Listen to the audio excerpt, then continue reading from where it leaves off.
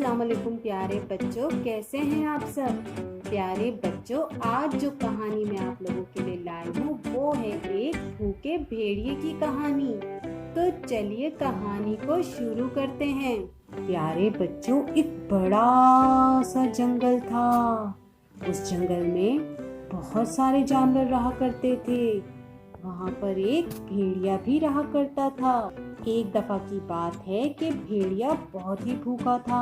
उसने यहाँ वहाँ खाने की तलाश शुरू की, लेकिन बहुत तलाश के बावजूद वो कुछ भी हासिल नहीं कर सका और उसे कहीं भी खाना नहीं मिल रहा था कि प्यारे बच्चों, अचानक उसकी नजर एक दरख्त के सुराख पर पड़ी।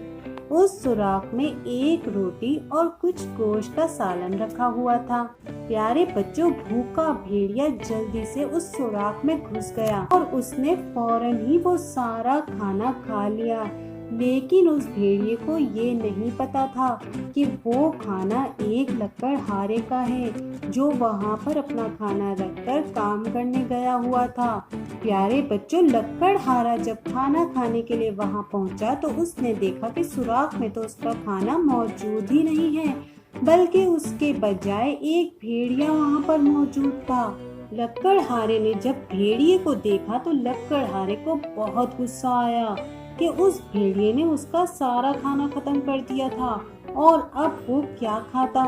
लकड़हारे को देखकर भेड़िए ने सुराख से बाहर निकलने की कोशिश की, लेकिन प्यारे बच्चों ये नहीं हो सका क्योंकि उसका पेट खाना खाने की वजह से फूला हुआ था। लकड़हारे ने भेड़िए को पकड़ लिया और उसे अच्छी तरह से मार लगाई। बड़ी मुश्किल से भेड़िए ने अपनी जान बचाई और जान बचने के बाद भेड़िए ने फैसला किया कि आइंदा वो किसी और का खाना नहीं खाएगा। तो प्यारे बच्चों, कैसी लगी आपको भूखे भेड़िए की ये कहानी। अगली कहानी तक अपना बहुत सारा ख्याल रखिएगा। तो मिलते हैं आपसे अगली कहानी में।